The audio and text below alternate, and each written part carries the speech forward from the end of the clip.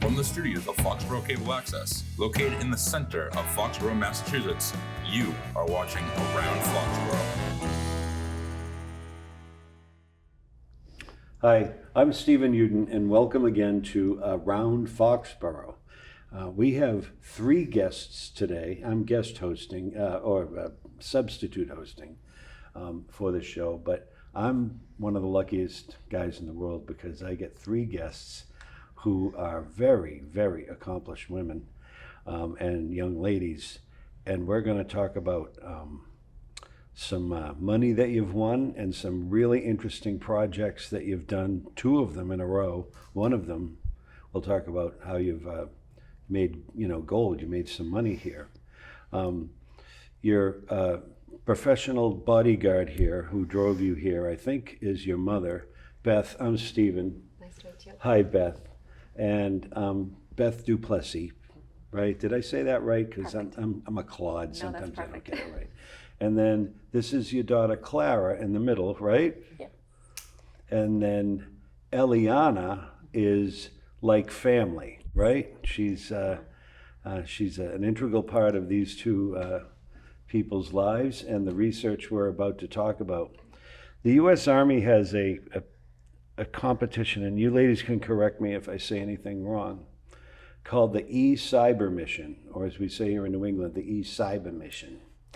It's produced by the United States Army, and there's competitions that go to the national level and are carried out on the East Coast, usually Maryland or Delaware, something like that. It depends from year to year.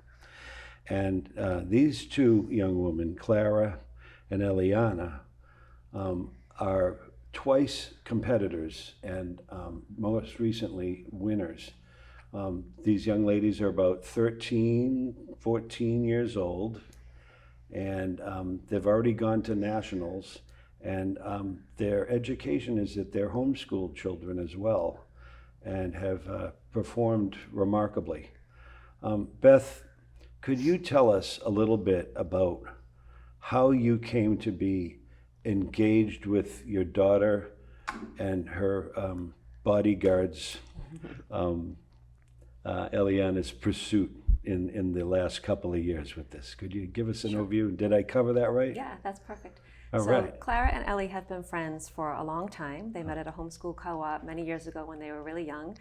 And so doing this competition together was kind of a natural fit for them to be able to work together and be in touch a lot, because there's a lot of work that they do starting, they could even be started now, but usually we start in the fall and it runs all the way through, if you make it to nationals, till June. So it was a great way to keep them together. Really? Yeah. Wow. And they're both very naturally inquisitive, and a project like this, a type of competition like this, is right up their alley to be able to do something that is engineering or science related, but also they get to do a lot together and do interviews together and just get out in the world and do things. So as mom, you support and help them either get together or eat if they're deep in thought or whatever, right? But I'm sure there's a lot more, and I'm sure you two will talk about it. Clara, I'll start with you. Tell me just briefly about the project you did with the butterflies, okay? And Eliana, you can chime in if you want. You two can talk together if you want, but that was the competition you made to nationals, and somebody came out just a little bit more on top, right? Which we've all seen in competitions. That's not always fun to watch, but you did very, very well. What was your first competition a year or so ago? So the first competition that we did, it was the same competition, but a different project. So last year we did a project based on puppies to protect puppies from falling. America loves the dog, right? From falling into their mother's water bowl when they're little. So we created a product to put the mother's water bowl in to help the mother dog stay hydrated and keep her puppies safe. Huh. Wow, what did you call it? We called it Puppy Safe Sips. Puppy Safe Sip? That's a cool name. Did you two come up with that? Yes. Yes. That's really neat. How did you fare with that? Like, what was that? Was that like research, or did you make a gizmo, or did you have to do research and make a gizmo, the puppy sit? Yes. So for eCybermission, there are 2 different types of projects you can submit. The first being qualitative research. So you do a research inquiry, you have your mission folder, and you submit your stats. Huh. And we did the quantitative research, in which we submitted a mission folder and our stats, as well as a product that we had designed using the engineering design process. Wow. And Wow. So there was a lot of paperwork you had to go through to get to, say, maybe a proof of concept, as they sometimes call them, or your final design, right? Clara, how much time on this this product did you spend on it? Like, was it your mom said, Beth mentioned that it could take a good part of a year, but you also have to go see movies and eat French fries and stuff, right? When you're a teenager, my girls did. How much time did you ladies spend on this? So we spent most of the school year on it, but Really? there were also pauses and breaks in it when, like, our mission folder, which is basically our overview of the project written on paper, is being judged to see if we would make it to the next level. Ah, okay. So you had to climb a ladder. Yes. Eventually, right? And so how long did it take for them to evaluate and say, move you to the next level? To evaluate it, they would take around anywhere from a couple weeks to a month. So we would get little breaks and pauses before we got to keep going and continue our project. So Eliana, it must have been so easy to wait for an answer, right? well, I feel like How did it feel like an eternity to wait for feedback? I'm not ignoring Clara, but you two joined at the hip here. I love this. Yes, well, when you're really excited about it, you're like, there's so much suspense. Yeah. And I just remember we were always waiting for that phone call or that email. And that were would you tell behind us. the dark side of the moon? Were you just in the dark, or did they say, we're looking at it on Tuesday, we'll let you know by Friday? They did, and it made like the week where it seemed to fly by when we were like Oh, good. on the way to DC, and then, or in DC, everything seemed to go so fast, and then it was like so slowly. It was excruciating to wait. So the water barrier had somebody come out over you. What did they come out over you with, Clara? How did it work? So- Or Eliana can describe it too. So for the first year, when we did the project with puppies, another team won the competition by doing a scientific inquiry about monarch butterflies and how their population is decreasing in their hometown of Ohio. Really? So did you appreciate their work? Yes, and when we got to meet them, because at eCybermission all the teams got to interact with each other, they were just the most lovely people. They were so kind, and they were really smart. So when they won, we were like, yes, it was like we won because we got to know them and talk to them. It was amazing. These two are something else. I know, right? They really are. Incredible. So let's talk about the winning. So a year goes by, you grow up, you're 12-ish, now you're 13, 14-ish, and you come up with another genius idea. And I don't mean that sarcastically. Beth, would you tell us a little bit about their idea, and they can elaborate on it? Sure. And I know that, well, I'd like to clarify one thing. These two young ladies did this project. You supported them. But it wasn't like when I was a kid with the Pinewood Derby at Cub Scouts, where it's really a competition where the fathers make the cars for the 12-year-old boys and race them, right?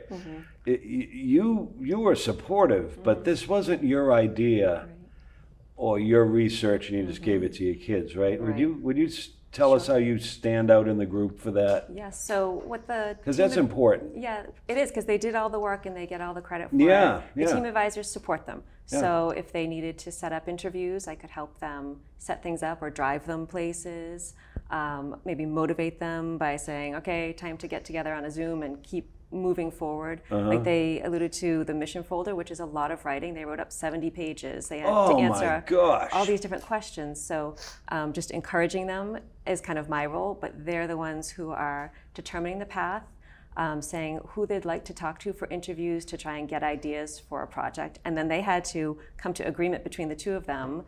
You know, you talk to a lot of interesting people and come up with a lot of good ideas, and then they have to determine what are we actually going to work on, and then going through the process of doing all the research, getting stuck at a lot of places, and trying to figure out how do you move past that into all their testing and building. So I'm kind of along for the ride, but they are the ones doing the work. So one of you can answer this, and the other can help feed it in.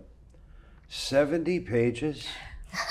How long did it take you, and was one of you in charge of coming up with the ideas for the questions and the other one, let's say, editing them and make them more comprehensible? Or how did that work, getting 70 pages of documents? That's a lot of writing, especially for junior high kids.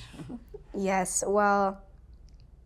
And maybe even bickering, right? Like, no, really, because your head's in your forehand and you're like, oh, I don't know if I can do this. Yes, well... I really like writing. It's a lot of fun for me. I'll like sit there at the computer for like a couple of hours. My mom's like, "You're done. You're like your brain's gonna like melt if you stare at the screen any longer." But yeah, my dad, he's a high school principal and he's really good at writing. He's always helped to coach me in that. Oh, good. And my mom and my dad were both like, "You can do this. Here's what you need to do." And they both edited. Claire is an amazing editor. Sometimes I build up this mountain and she's like, it's a tiny hill. You only need to tell me this. We don't need this entire stack because that's huge. No one's going to understand that. I'm like, okay. They are, Beth, they are at adult level collaboration level here. They are very good collaborators because I work they both for an have engineering strengths. company. I'm not an engineer, but I work for an engineering company. Collaboration's everything. And it's not just one person, right? Like when you just said that, you know, Claire's an amazing editor, you produced a lot and she helped polish it, but it was still both your brains involved in all the same data, right? Yes, Clara is also phenomenal when it comes to writing up test results and everything like that. Oh, really? I'm not with the numbers. I can't make it come out clear. I tell things like a story. She tells things like, this is what they are. What a partnership.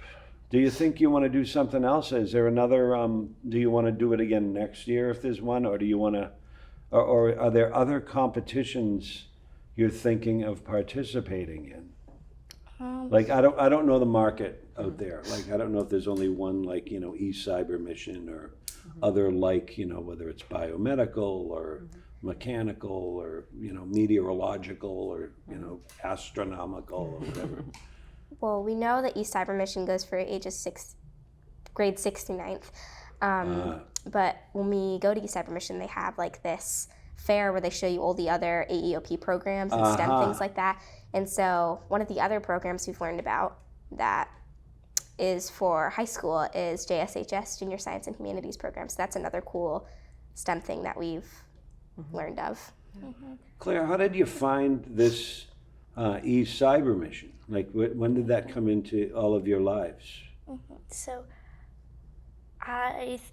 correct me if I'm wrong, but I feel like we found it through some of our homeschooling friends, and my brother and sister have done it before in previous grades, and so we just, because they did it before, it felt like we should do it because they did so well, and it seemed like they had a fun time doing it, so it was kind of natural for us to do it too. So in the homeschooling culture, have you met a lot of friends locally and nationally when you go to these competitions that are also homeschooled students, and you can talk about things you never even dreamed of talking about that you have in common from other parts of the, you know, country or even the world, right? I mean, did you get that experience or experiences like that? You want to talk about any one of them, or? The 9th grade team that won this year at the competition was also a pair of homeschooled. They were sisters. Really? And so yeah, that was pretty cool too. Twins. Yeah, they were twins, and so they won. Oh, for the they 9th were grade. twins. Were they identical twins? No. No. Not Okay. identical. Yeah. Yeah, they had an amazing project. So it was fun to meet other homeschoolers who are interested in the same things. They also won for 9th grade, and it was the funniest thing because we were sitting at the same exact table. Yeah. And so it was like the winning table because when they called us up, they called us up, and then they called up another team, and then they called them up, and we were like, oh my gosh. How many people are at this event competing, competitors, and family, loved ones, and supporters? So for the teams, there were over 5,000 teams that Really? yes, that competed to make it to the national level, and there were 5 regions for the U.S. It's split into 5 regions, and there's 1 team from each region for each grade. So you're 1 team in a grade, and you're competing against 4 others. Were there other projects that the competitors know about? Do you all know what each other is doing? So like when the butterfly people come back, I know you have no problem with them winning again because you admire their work and respect it, but or do you all work in, say, a silo? How does that work? Well, we get to find out what their project is, and when they have like their rehearsals, we hear them present. We're like, oh, we learned about you, because they have a website, and they'll be like, these are the teams, and then after they announce the teams, the website will like update more and more, and then when you get there, they give you a pamphlet that gives like a short summary on each team's project. So you learn more and more about these teams, about their projects, the more you interact with them. Clara, how soon do you know the other team's work? Is it a year out or a month out or the day you get down there and start competing, on site? So when the national finalists are announced, they will announce all of them online, and it will be your team name, a picture, and a brief summary of your project. So when you find out you get to go, that's when you find out what everyone else's project is. Cool. The thing that's nice about this show around Foxborough is that we try to stay around Foxborough. You get a key to the city, okay, from Foxboro Cable Access. You folks are local Foxborough residents, and Eliana doesn't live in Foxborough, but you're already an honorary Foxborough resident, okay? You're a townie now. How did you come together? How do you know each other? I'm sorry, From a homeschool co-op from when the girls were really little. Okay, so you didn't really know of each other until then. Okay, I think I covered that earlier, but it's just, you just seem so natural together. You really do. You really do. What other competitors did you see at this year's that you liked? But I'd like to go right to the heart of the matter. You won this year. Tell me everything. Want to tell about your project? Sure. So, Yes. So in the country of Malawi, we learned this from interviews. One of the big problems they have there is a cholera epidemic. And cholera, it's a waterborne bacteria and a disease that can be fatal. And because it's transmitted through water, especially drinking water, the people who don't have proper water filters, which are often expensive, can't filter the water and thus often contract cholera. So do you want to tell them about what we did to solve the problem? Yeah, what did you do to solve the problem? So to solve that problem that we chose, we made a filter out of their staple crop, which is corn. Really? So we used the corn cobs, and we put them into a retort oven that we designed to turn them into biochar, which is... Biochar. Yes. Okay, BIOCHAR. And it is kind of like, it looks kind of like coal, and it is known to be a good filter material. Ah, right, okay, carbon. Maybe you've heard of like activated carbon, like in a Brita filter. Right, yeah. It's similar to that. Biochar is similar to activated carbon, but it just differs in some very small chemical components. Who invented this idea? Did you find this out yourself, or did you, did you invent this idea yourself, or did you find it and develop it into your product with the natural, setting for where cholera is? So biochar and activated carbon have both been like a thing for a while. Okay. So when we were doing our research, You guys are found it incredible. out. Yeah? Really? How did it work? Did it work right out of the gate, or did you have to modify it and change it and test it and modify it and change it? She's the testing expert, so. What? She's the testing expert, so she can give you the best. Okay. There's more from you, though. I know that.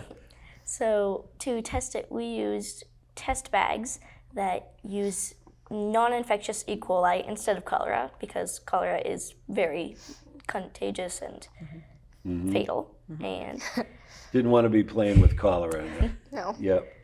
so the thing about these test bags that we used is that we don't know the concentration of the E. coli until we see the results. Oh. So the first time we did it, we used way too much E. coli, and we just basically overpowered everything. Oh. So that all of the tests came back as saying there was way too much E. coli in it. So we needed to basically water it down, and the second time that we tested, we used more water, less E. coli, and it was successful, and we found that our filters containing our homemade biochar were successful in filtering out the E. coli and bringing the concentration to non-detectable levels. Wow. Where was your lab? Did you each have labs at your homes, or did you have a central lab that you worked in, or did you divide the work, conquer it, and compare it? Well, Clara's house, her mom and her, they're all super, they're geniuses. So it's a lot of fun to get to know your family. I just gotta say that. I'm a genius, too. No, I'm not. Go on. No, they got the science stuff. They set up the miniature lab. Was it your office? How they did it? It was our school room. Oh, your schoolroom. Yes, that's where they did it. And they set it all up, and it looked like a real lab. So would you go to the house and conduct, team research? How long did the research take for you to get to the aha moment where you oh, good, look at that, we've got the concentration right? So the test bags take around 24 hours to run. So you put it in, and you just have to wait and wait and wait. And then Just like your come reports are, right? yes. You have to wait and wait and wait. Can you watch it? Can you come back 3 hours later and see that something's happening or not, or some other measure of time? Yeah? So the whole point about these bags is that the different compartments, there are 5 compartments, and some will turn blue and some will turn yellow. And you can match that up with a chart to see the concentration. So over the time, you could see some of them starting to turn blue, some of them staying yellow, and you could kind of watch them. So you were proud of your results and you were ready to go. Where did you go? Was it Delaware or Maryland for finals, nationals? Where did we go? It was Chantilly, Virginia. Chantilly, Virginia. Okay. So you're down in Chantilly, Virginia, and I don't mean to make a joke, but you have butterflies in your stomach, right? And it's time to present. How did that go? Who looked at it and gave you the award? And how much money or grants did you all get? Because you came out on top of this competition, right? Yes. You know what, Beth? Why don't you tell? Sure. And then the girls can elaborate on their glee and, Sure. and be proud of what they've done. So the event that they went to is called NJNEE, the National Judging and Educational Event. And the U.S. Army and the National Science Teachers Association are both running this program. And they put on a week-long event for all the national finalists, which was amazing. And Ellie had talked a little bit about some of the educational things that they got to do down there. But on the second to last day is when they did the judging. And they go into a room. They had to make a large poster, like a conference-sized poster that's 6 feet long or something. Wow. They have that, and they're standing up in front of 5 judges who are either scientists or engineers or from West Point. Had people they in the seen military. their work before, these judges? They or had an opportunity to see their mission folder. So Okay. we could Oh, tell I that see. some of the judges had read through very carefully, because the questions that they give a 5-minute presentation that they had prepared for, and then they have 10 minutes of questions and answers, and they don't know what's going to come at them for those 10 minutes. That From their judges. Okay. So they're standing up in front of their poster, and these judges are just firing questions shooting at at them. you, right? Yeah. Which was it was great. I got to sit in the back of the room and just be a fly on the wall and watch them, and I was Just so impressed. How'd you handle that? What do you think of that? I love public speaking, so it was a lot of fun. Oh, good. And you knew your stuff, right? You were, as they say, confident of what you know. Be confident of what you know. Did it seem like a second went by with this quick Q&A, or did it seem like forever, or was it a little about, or did you like the challenge? I seem to think you would like it. Yeah, it seemed so fast. Like you were just like holding your breath the entire time, and then it's over. by. Yeah. Wow. And then what happened? We went and we ate a lot of snacks. They won, right? Yeah, so they How had to much- wait the next day. Oh, you and had to wait overnight. Yeah, overnight, and then there's a Oh, big no. ceremony.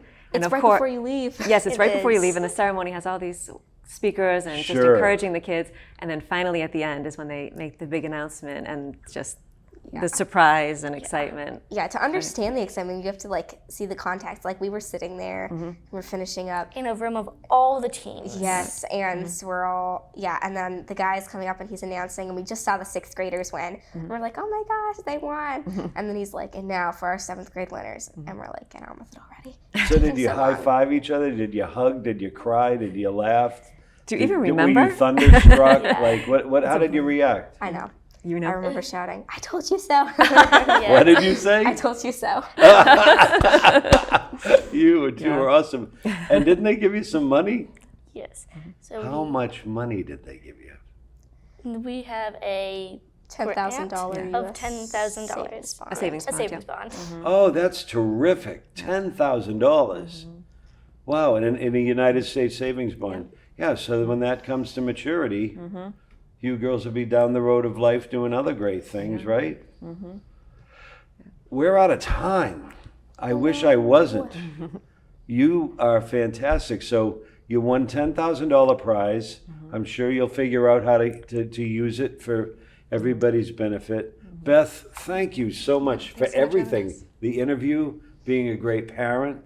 Clara, whew, and you. We like you, Eliana, too. You three are great. I wish I could have an hour with you. Going to say goodbye now, and like I said, I don't want to, but my name is Steve Uden.